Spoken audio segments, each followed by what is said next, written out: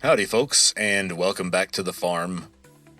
Welcome to Volume 3 of my account of being a sorority security guard in the very late 90s in Austin. Now, in this volume, Volume 3, 3 whole hours into the story, I will actually work as a security guard.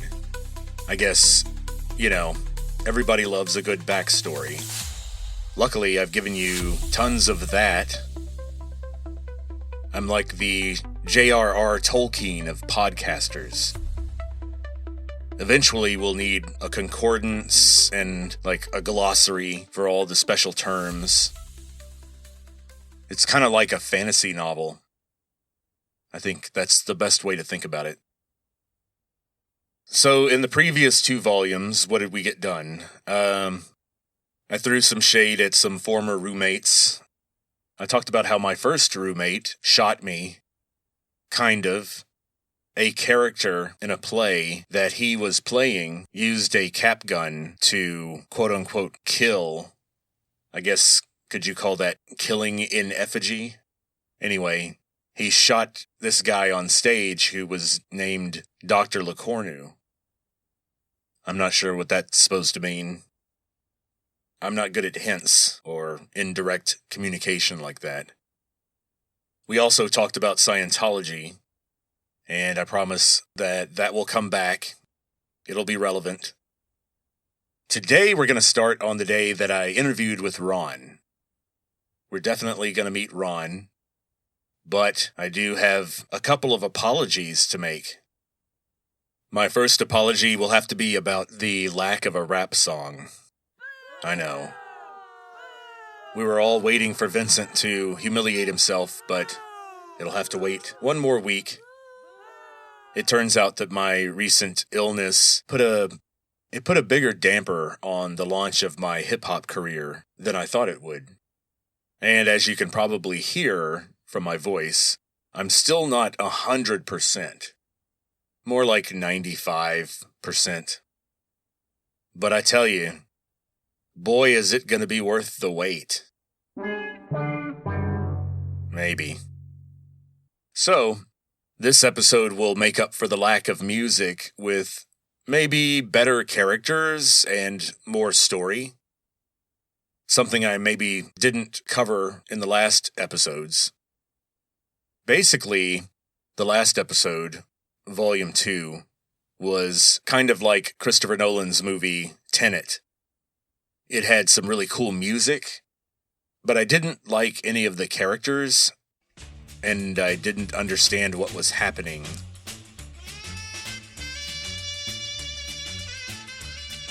I mean, I think I got assaulted by followers of some cult in the back of a bookstore, and I still don't understand what that has to do with sororities.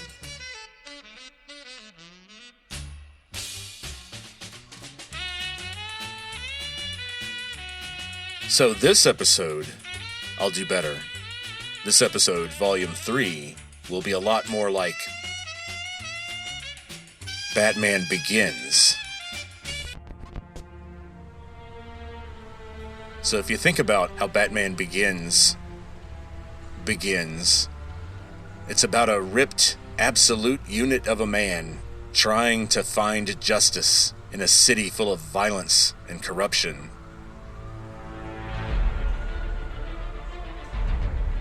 And so that's kind of like me in 1997.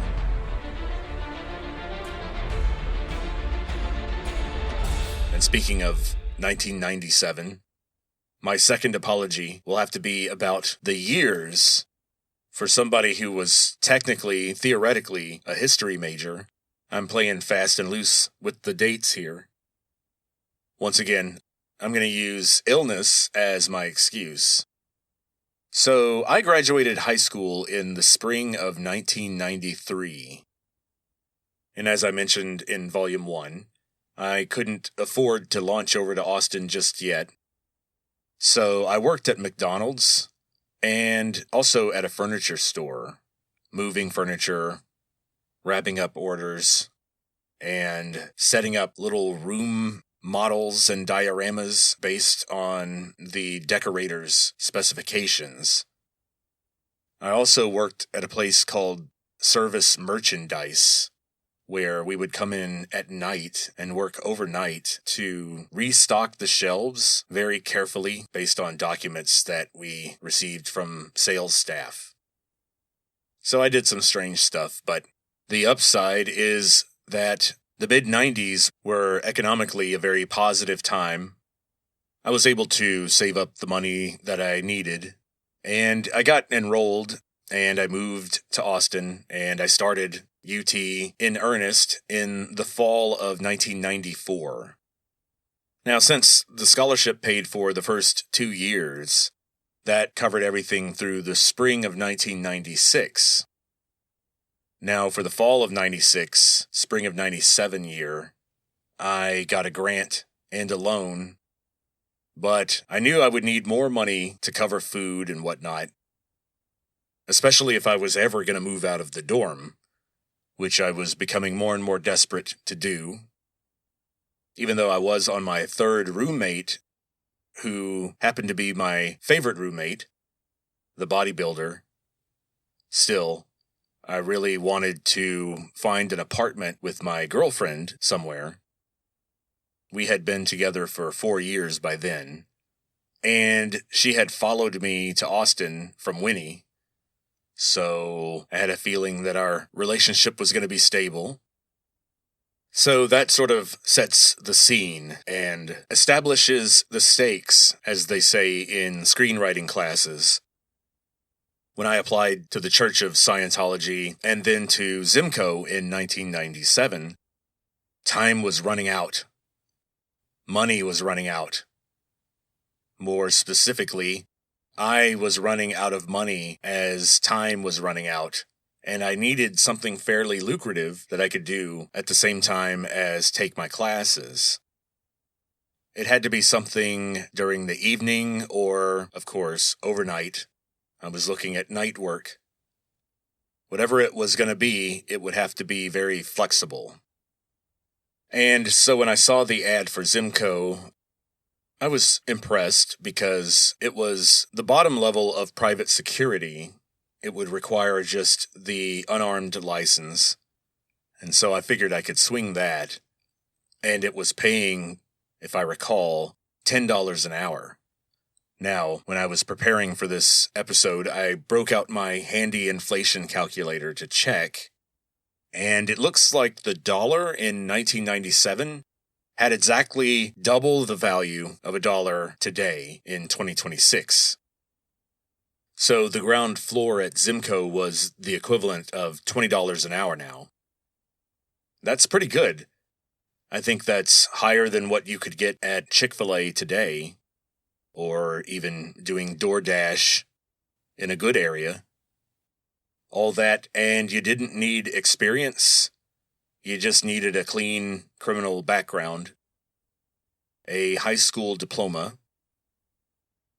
A lot of the other security companies on the higher end that guarded more dangerous properties like construction sites or retail stores, they required a higher level of licensing, and they tended to prefer ex-military guys or even recently retired policemen.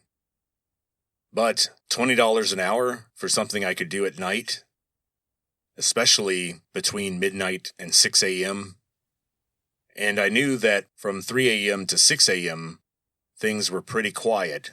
After last call and after all the drunks went home and passed out in their bunks, I could get some reading done.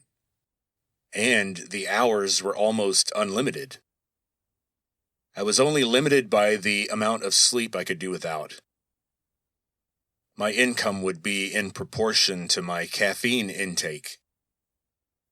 It was perfect.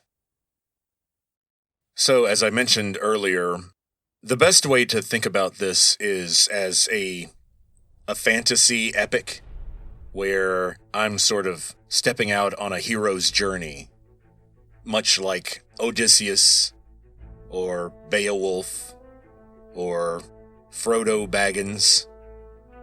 And just like those great heroes of old, my journey begins when my girlfriend drives me to my job interview because I don't have a car. They always cut that part out of the movie versions of the great hero stories. We never saw Bilbo Baggins' girlfriend loan him Bill the Pony to ride on his journey. And so I was a little early to the interview with Zimco. If you're driving with my wife, then girlfriend, you would know that there was zero chance that we were going to be late. Katie was going to make sure of that. She was tired of buying me my Subway sandwiches every time we went to dinner. And when I first got to the Zimco office, I saw for the first time how small-scale Zimco was. It was a pretty bare-bones operation. I liked it that way, though. It was a lot like Alexander the Great's army. As they say, lots of teeth, very little tail. The only way you knew you were on a Zimco property was the Zimco box. And we'll talk about what the Zimco box was. One way to think of it now is as a special device of conquest. Our vision was that every property would have a Zimco box on it. So I get to the office, and it's a lot smaller than I would have anticipated. The office space was very neat, very organized. I came to find out later that the office space was really rented to store uniforms and some other equipment, to store needed records, but mainly it was a way to have a physical address and a location for doing interviews. And with Zimco's turnover, you had to do interviews all the time. It had to be a constant pipeline of new guys. So I got to meet Ron. Ron's a big guy. He's taller than me, about 6'1" or 6'2". Not heavy set, but a little bulkier than average. He's a pretty big silhouette when he's wearing a jacket. He's about 12 years older than me, so I was 21 at the time, so that would make him about 33. He had recently become engaged, and as far as I know, to this day he and his lovely wife are still married. He left Zimco far behind him. As I mentioned earlier, Zimco ceased operations in 2000. Now, Ron may be practicing law somewhere, but he would be about 62 by now. Knowing Ron, I think he probably has, by this point, gathered up a Scrooge McDuck-level nest egg and is enjoying an early retirement. Ron was a problem solver. He had that quality that Matt Damon's character had in The Martian. He was calm and methodical and unemotional and logical, and he used dark or inappropriate humor to disarm people or help communicate ideas. He was good at developing policies and communicating what we're trying to do. What's the basic goal? He was a very clear thinker. Forceful. And he didn't like small talk or avoiding conflict to get along. He was the kind of guy who always said the quiet part out loud. He always dressed formally. He understood the importance of image and reputation, especially in the private security business. Even when he dressed casual, it tended to go in a golf route, meaning golf shirts and khakis, that kind of thing. He always drove a gigantic SUV, the biggest, blackest SUV he could find. He liked to cultivate that busy entrepreneur vibe. And he had a big resonant voice. If I recall, his real voice was a little more nasal than the AI can render. But Ron and I hit it off immediately. I had the impression that there would be a flood of guys in the office trying to get extra money. But when I started talking to Ron, I got the impression that he was desperate for people. I think maybe it didn't hurt that I looked like someone from a movie or a TV show. And who is that someone? Well, here are some of the character names that you might see in a script for a movie or TV show that I would pop up in. In other words, here are some of the characters I look like. Imagine that you're watching a movie or a TV show and you're following along in the script. And you see me and you're like, hey, there's Vincent. There's young 21-year-old Vincent in a leather jacket. What are they calling him in the script? Well, it would be something like one of the following. Ethnic henchman. Young tough number 3. Stern Latino boy. Young hitman. Tonto's evil twin. Sitting Bull's nephew. Geronimo. Drug dealer number 2. Mexican robber. So I found out later that Ron was having a little bit of trouble finding guys who were intimidating enough to satisfy the house mothers. It turns out the house mothers were the ones who wanted bone crusher looking dudes at the front door. Well, Ron's talent pool was a bunch of very young students, so he was having a little trouble making those ends meet. And in general, I found out later that finding young people who could pass the license test, pass the background check, get their fingerprints done, then come back with their license, get their assignments, show up on time, wear the uniform properly, do the patrols, stay awake, earn the trust of the property owners. That was almost impossible. It was very difficult to find people who could do all of those things. But Ron was trying, and even though I could tell he was maybe a little bit fatigued and busy, he had a direct informality that I liked right away. He got to the point and then moved on. He also had a definite philosophy for how Zimco was supposed to work.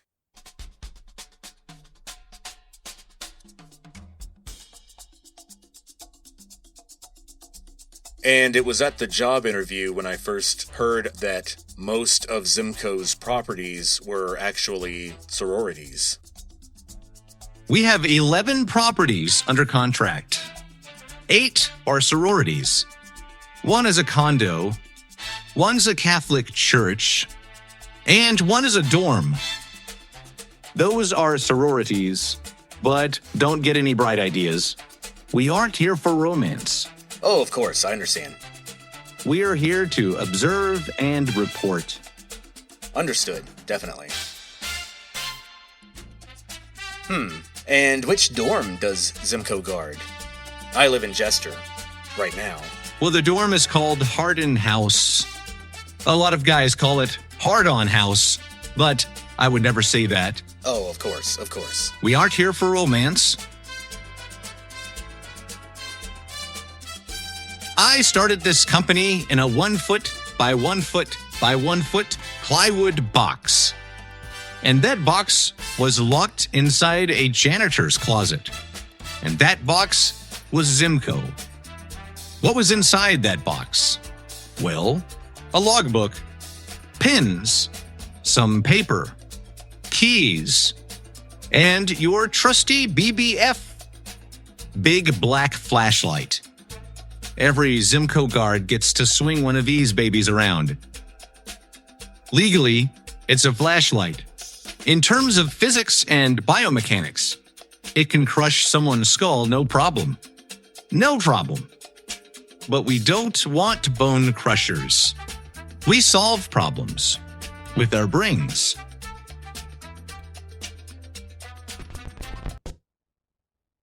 Ah, yes.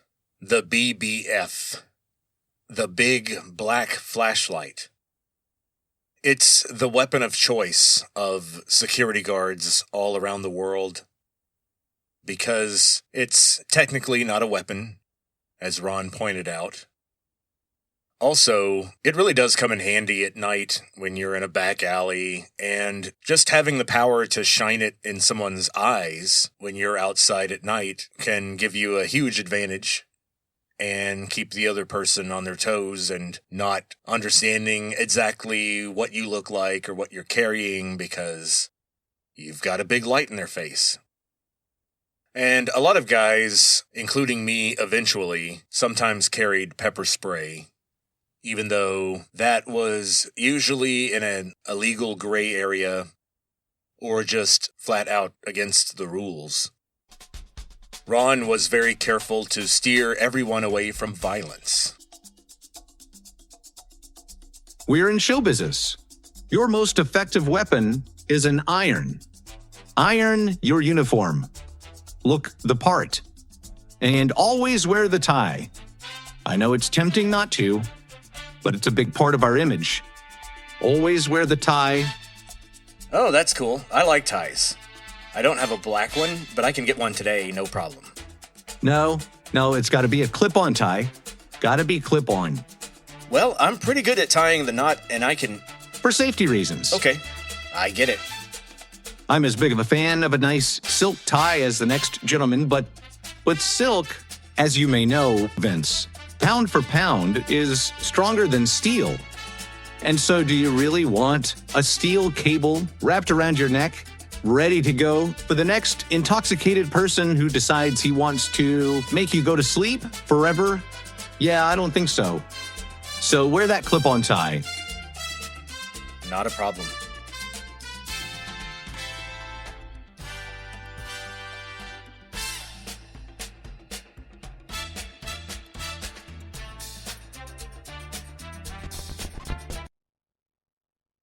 So this whole concept about not wearing real ties and sticking to clip-ons to prevent strangulation, that whole idea was probably a red flag. That was probably a clue about what kind of world I was getting myself into. But as you'll see, as we go on through the story, this was not a physical war that I was getting drafted into. It was a mental war, a spiritual war. It was about discipline, staying awake, keeping a sharp uniform. My shoes were cheap, but never shabby. They never lasted long, but that was the nature of the game when you're doing your patrols when you're supposed to. And of course, there was another discipline I would have to engage in, and that was staying out of entanglements with any of the residents of these properties. And not just for professional reasons, but for personal ones. As I said, I was getting this job so I could get out of the dorm and move in with my long-term girlfriend. Ultimately, I never had to use my BBF, my big black flashlight. But unfortunately, there was a guard on a property on 6th Street who did work a shift for me in 2003, the very last year that I did any security work. I felt bad when I heard the details because I immediately knew that this wouldn't have happened to me. Basically, he was on a post where there are two guards. One watches the cameras while the other one is mobile and completes a prescribed list of patrols. And the guy who's on the cameras sees someone drive over the sidewalk to get from the street into this particular parking lot, which has a swinging arm to block it off, and it is clearly marked as a private lot. But this particular person just drives over the sidewalk into the parking lot, parks their car there, and starts to get out. Well, this person who replaced me wanted to be, I guess, a good Samaritan, and they went out there to not really to confront the guy about driving over the sidewalk, but just to let him know that, hey, you can't park here, and we're going to be calling a tow truck. So I'll open the gate for you if you want to drive your car out of here. Well, the person was annoyed for some illogical reason. Maybe because he was losing face in front of the two ladies that he had driven up with. And so he tells the guard, hey, I'm not moving my car, F you, bye-bye, and he starts heading off to get his drink on with his two girlfriends.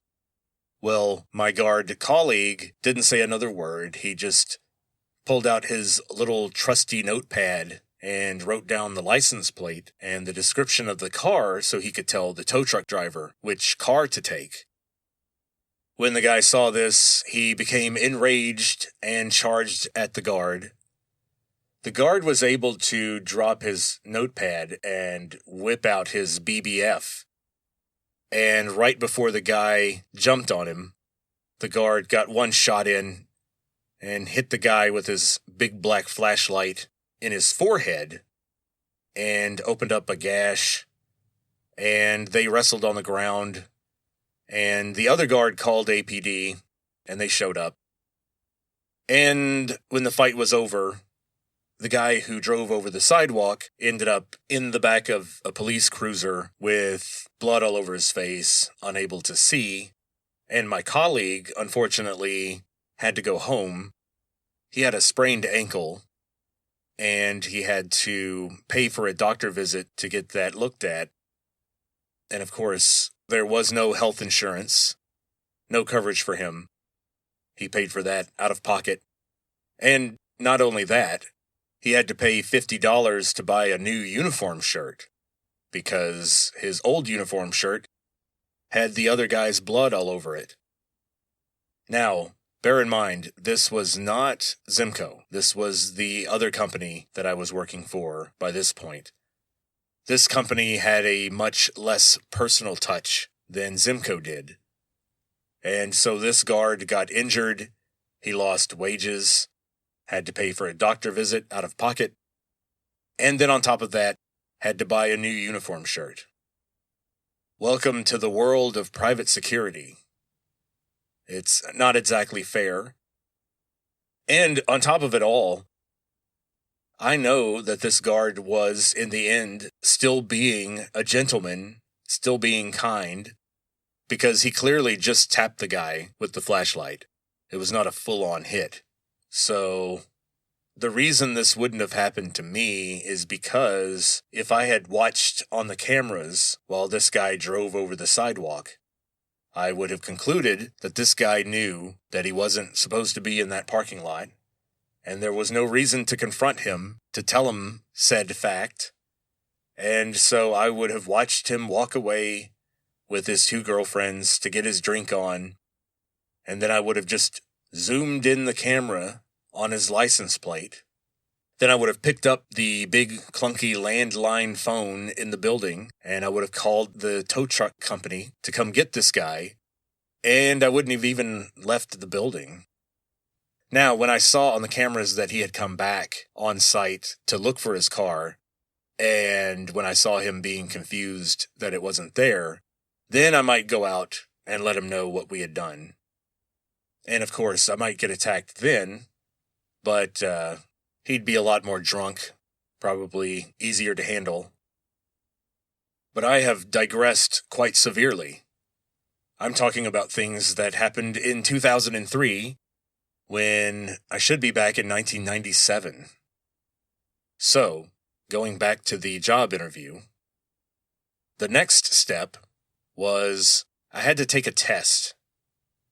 There's a licensing test that Ron has to administer, and it was interesting. So, how hard was this test? If I recall, at the time, it was about 20 multiple choice questions, and the questions had really two purposes. One was to gauge your legal understanding of the issues involved with private security. And I'll talk about this a little bit later, but they have to do with who owns the property and what the contract actually does legally. But at least half of these questions were really just testing basic common sense. And the best way to explain what I mean is to give you some example questions. Now, I didn't get online to go look at the current test to give you an idea of what the questions are like.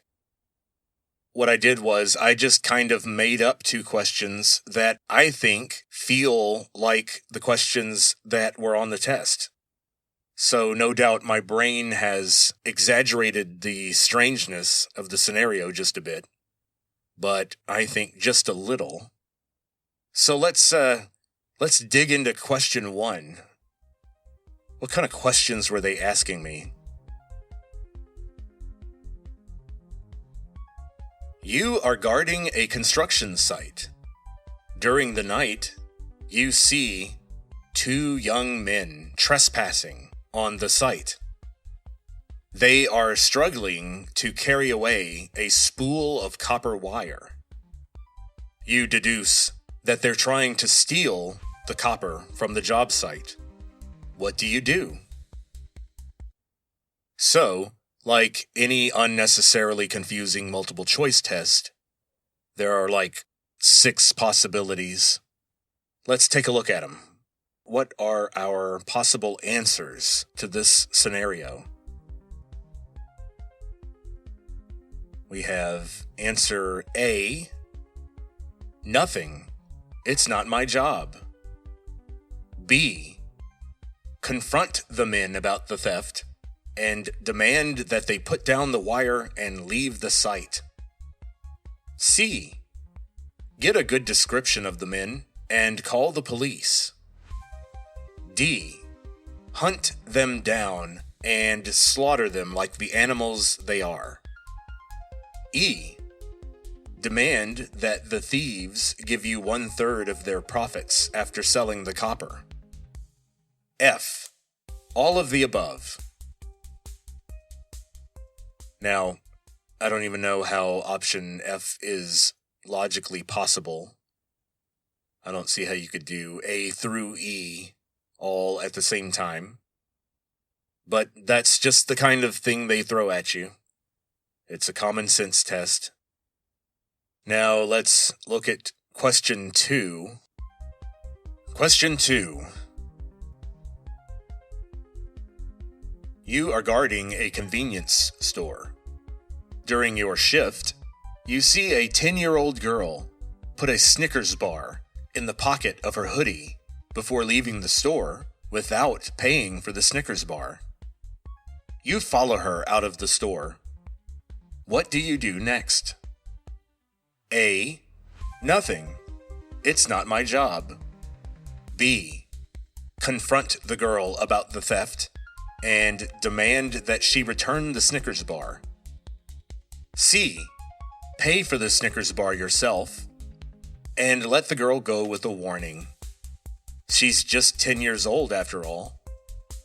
D, hunt her down and slaughter her like the animal she is. E, get a good description of the girl and call the police. Don't risk confronting a 10-year-old girl. F, none of the above. Once again, I don't know how you would do F because wouldn't that also be A? But not? Anyway, you can't overthink these questions. And of course, overthinking is my middle name. So I had some trouble. But in case you were wondering, the right answer for both questions was option B. You do confront the person if they are still on the property. You prevent crimes from occurring on the property as much as you can through authoritative presence. But you don't have any kind of arrest power. You can't put your hands on anybody. Unless they put their hands on you first, then of course you can defend yourself. But the big rule in terms of the law is that, at least back in my day, the contract with the property owner gives the guard some of the authority of the owner. And in Texas, people have relatively extreme authority over their own private property. So, for example, this allows properties like Hardin House to be essentially a prison for young women, with cameras and airlocks and literal fence line patrols like in a cartoon. We had to have room checks when it was suspected that a guy was in the house. And the girls would have to come out of their rooms and line up in the hallway, and house mothers would check the rooms for men, while us guards would wait outside in the hallway to step in case a guy was found, or if a fight started. More about Hardin House later. But basically, the rule was, the minute you were 1 millimeter off the property, you were just an ordinary Joe. You had no powers whatsoever.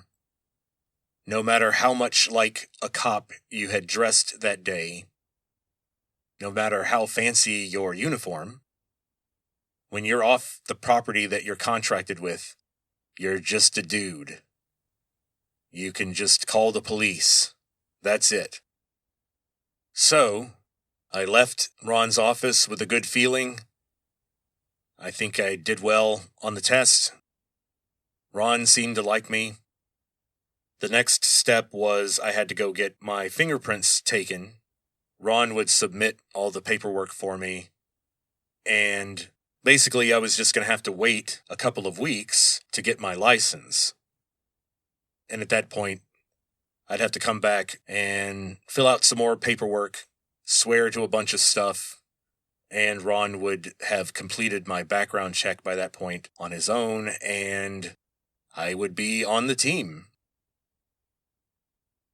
But unexpected difficulties arose almost immediately, because on the way back home from the office, when Katie was driving me back to campus in her gray Jeep Cherokee, some dude, some typical Austin driver, runs a red light, plows right into us, and totals the car. It was the end of an era. Katie and I had a lot of memories of that gray Jeep Cherokee from when we started dating. Now, I tried not to think of it as a bad omen. Neither of us got hurt, after all. You know, you want to look on the bright side. But I couldn't help later on when I watched The Sopranos, and I watched Christopher Moltisanti's making ceremony. I couldn't help but think of myself when Chris looked and he saw a crow on the windowsill. And he, like the audience, was thinking, wow, well, he was being inducted into the crime family, or as a great man once referred to them, a glorified crew. But Chris had a feeling that that crow on the windowsill during the ceremony had to mean that there were some dark days ahead, that maybe this wasn't going to be everything he thought it was going to be. Well, it wasn't a bad thing. It was just a weird thing. It's not that I didn't know how bad things were going to get. They didn't get bad. I didn't know how weird things were going to get. I mean, after the job interview with the Scientologists, I thought I was back in normal world. I thought it was going to be smooth sailing after that. No problems. But, as with many, many things, 21-year-old Vincent was very, very wrong. So I wish you guys had been there on the day that I checked my mail at Jester, and I looked, and my unarmed private security license had come in. And I just jumped up and down and screamed, woohoo! And everybody looked at me like I was crazy. It was just like a moment out of a 1990s rom-com. Just kidding. I just immediately called Ron and set up my first day for orientation and training. I had to go to the office again and select my uniform shirt from the long single rack of khaki cop shirts that he kept. I got my little toy Zimco badge to put on the shirt, and a black clip-on tie. Now the rest was up to me. The guard had to supply their own black leather belt, black shoes, and black or navy slacks. I went to a military surplus store that had a lot of cop-type stuff, and I got some utility belt items. Of course, anything to look just a little tiny bit more like Batman. And, of course, it had a big loop for my mag light, for my BBF. Now, Ron had a system for how Zimco guards would clock in and clock out. When you get on a property, the first thing you do is log in. That's the first thing you do when you get on site. You gotta log in. You gotta let us know you're there. That's how you get paid. If you forget to log in, you're not there. And that equals me not being happy. And for you, that means no money. And thus, you will not be happy. You get a goose egg with a big $sign next to it, aka Jack Squat.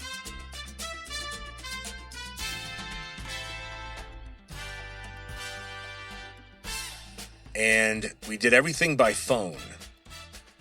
The supervisor on duty had the task of either listening to the machine live as people logged in or checking the messages periodically to ensure that people were where they were supposed to be. And remember that this was all done with landlines, so the machine would record what phone number you were calling from.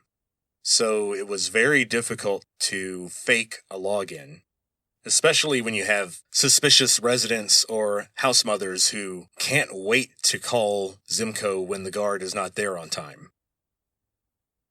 So, of course, you did have guards who tried to get fast and loose with the rules on logging in, but Ron had it worked out. It worked pretty well in the days before cell phones. And so that's the routine. You showed up, showed your face, on time, and you got on the phone, and you called Zimco to log in.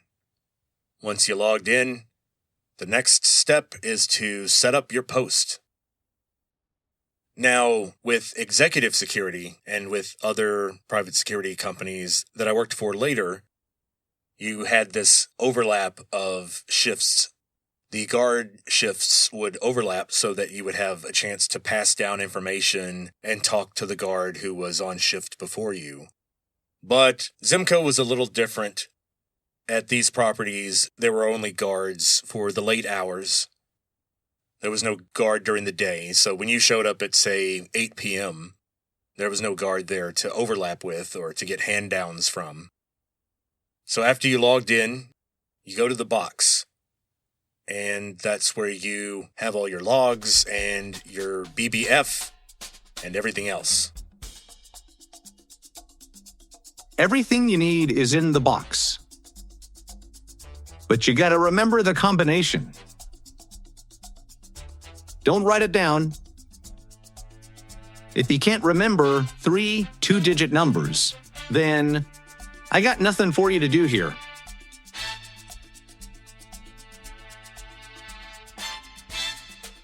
Ron was kind of a blunt guy, and he definitely did not have much patience for slow learners.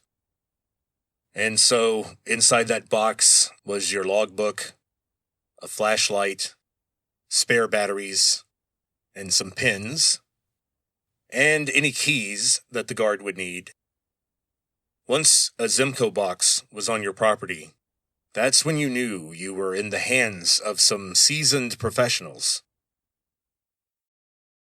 So after this day of training and orientation and seeing myself in the mirror in my new uniform, I was thinking to myself, this is just basic rent-a-cop stuff.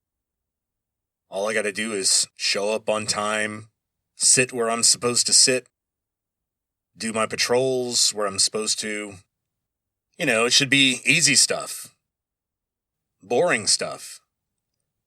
Stuff you wouldn't make a podcast about. I would just do my rounds when I'm supposed to, write down what I see in the logbook, keep people from urinating behind the bushes or breaking into people's cars. That's about it. That's what I thought.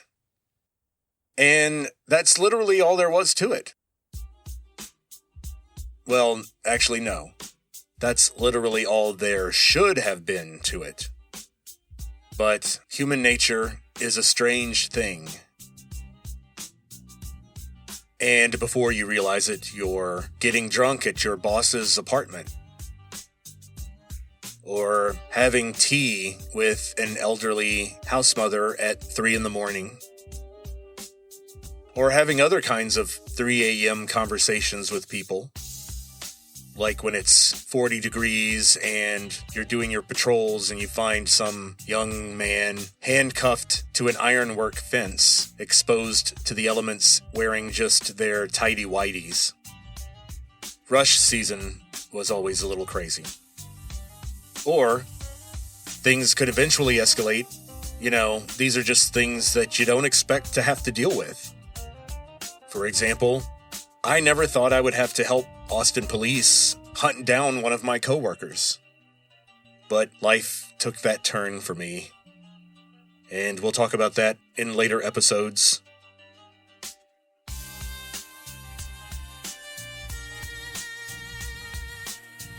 It turns out that I was pretty good at this security business.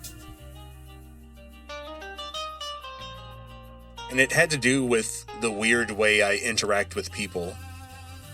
I could be very nice and gracious when needed, especially when people know me. Once someone gets to know me, they find out, oh, he's just a big nerd. But if you don't know me, then of course you see me standing in the shadows and you're thinking, who is that stern Latino boy? Is that Sitting Bull's nephew? Is he a Mexican robber? Oh wait, no, he's got a rent-a-cop uniform on. One thing I should add here early on is that Ron was not a very politically correct or woke kind of guy. Woke didn't really exist in the 90s.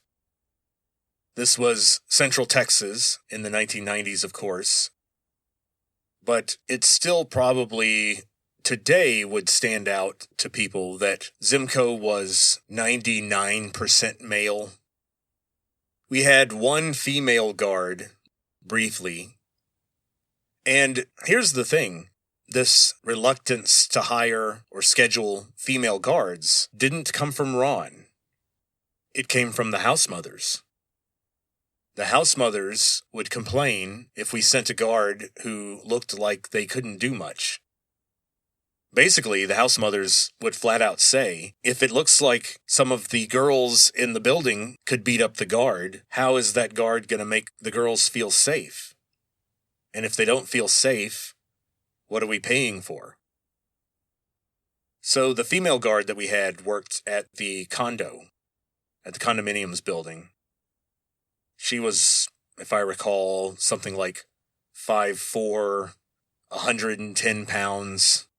The condo building worked well for her. I worked that property a lot later on. You're basically a glorified doorman. But in later episodes, we'll get to know the Zimco guards and how each one of them seems to have had superpowers. Once again, a lot like Batman Begins. You can think of Ron as sort of the Liam Neeson character. He was my Raz Al Ghul, who taught me that theatricality and deception can be powerful allies. I found out that guarding young people in this kind of situation has nothing to do with what you see in the movies. In other words, I did not spend my time keeping serial killers out of people's bedrooms or keeping weirdos from sneaking into the backyard. The main thing that I guarded was guarding the kitchen from the residents. The houses usually spent a lot of money on their kitchens and the kitchen staff. Some of them had chefs. And so there was some really good food in those places. And most of them would lock their kitchen up around 11 p.m. And the guard would have the keys to all the food. And so I thought, as a security guard, I would have to be fighting at the front door to keep drunk men from trying to break into the house and harass the girls. But what actually happened was, I'm sitting downstairs at midnight being harassed myself by the residents who all, for whatever reason, have glassy, bloodshot eyes and they're just ravenously hungry. And they want me to unlock the kitchen. And I have to remind them that the house mothers make it clear, no more food out of the kitchen after 11 p.m. After a while, I started to figure out the pattern. If it's around midnight and you see just one girl come down by herself down the stairs, she's going to try to sweet talk you. She's going to try to talk about how awesome you are and how you make the girls feel safe, and boy, is she hungry, and she forgot this, or she still needs to study and needs some cereal. Something to that effect. And boy, do they get angry when you say no. But that's not the real problem. The real problem is when more than one girl comes downstairs. If a whole group of glassy-eyed girls come downstairs at once, like a zombie movie, in their pajamas, they're not going to try to sweet-talk you. They're going to bully you. You're going to be surrounded by angry, hungry girls, hangry girls, and you just got to man up and stand your ground, you know? Then it's even worse when some of the girls go to a rave or some other similar dance event and they come back at 3 a.m. with very red faces, sweating, and they all want to hug you. And they all want to show you how much you mean to them for keeping them safe. And despite having to suffer such horror and indignity, I soldiered on. I thought about my grandfather, who survived the beaches of Normandy in 1944, and he endured that when he was 21. And so here I am, enduring similar horrors. Well, they're not similar, but they're just as bad, I would say, just as hard for me. You know, Germany really didn't want to give up on those beaches and fought hard to keep the Allies out of Europe. I found out that sorority girls will fight even harder for that midnight snack. Just knowing all that gourmet free food is just sitting on the other side of that door. And the only thing standing between you and that glorious meal is Tonto's evil twin, this ethnic henchman. So, my grandfather and I had to endure very similar tests of courage and character. And I'm here to say, I passed with flying colors. I made it. I'm a real man. Well, that's it for this week. I don't want to promise the rap song again, only to disappoint. But I'm going to do that. I promise. I'll have it next week. I'm definitely working on recording it. I have definitely practiced the lyrics, saying them to myself out loud over and over so that I've developed some muscle memory. So, we'll see whether all this trouble is worth it. Or will we? That's the suspense I like to create. Will Vincent do what he said he would do? Or will he cave in and flake and get sick again? You just never know with me. So, other than launching my hip-hop career, what else are we doing next week? Well, we're going to talk a lot more about Harden House. A lot of guys call it hard-on house. I know, Ron. I remember, yep. But I would never say that. They remember. Also known as a prison for young girls. And I was the warden. And if you want to know what it's like to be in prison and have Vincent as your warden, luckily for you, they already made that movie. It's called The Shawshank Redemption. So if you want to know what I was like when I worked at Harden House, just think of the warden in The Shawshank Redemption. The guy that had Andy do his taxes for him and got mad when he called him obtuse. And, let's be honest, I do share some characteristics with this guy. We're both control freaks, like to dress kind of formally, force people to read the Bible. It's all making sense now. And so, just like Andy Dufresne, these poor girls, trapped in Harden House with me, were using their little rock hammers to dig tunnels through the walls behind their Justin Timberlake posters to get away from me. But no luck. Sorry. Vincent is going to enforce the rules. And because I enforced the rules, Ron liked my work, and next week we'll talk about my promotion. I was promoted to the coveted supervisor position, which means that I had to deal with problems with other guards. I had to learn all the properties, and I began to spend a lot more time with Ron. I was at his apartment regularly. I started doing the schedule for Zimco. We'll also talk a lot more about house mothers and how winning over the house mother is the real key to success in the sorority security guard game. We will talk about some stories from the Tri-Delt house. We guarded Delta, Delta, Delta, and they can't help you. They're busy getting up to no good. We'll also talk about some of the crazy guards that I got to meet, and some of my first forays into the frustrations of management. It turns out that managing people at a job is slightly more difficult than controlling people in a cult. It turns out that you have a lot more power over people in a cult, and so it's easier for the leader.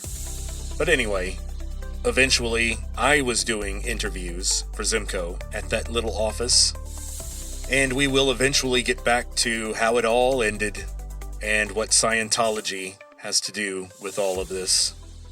And so, until then, talk to you later.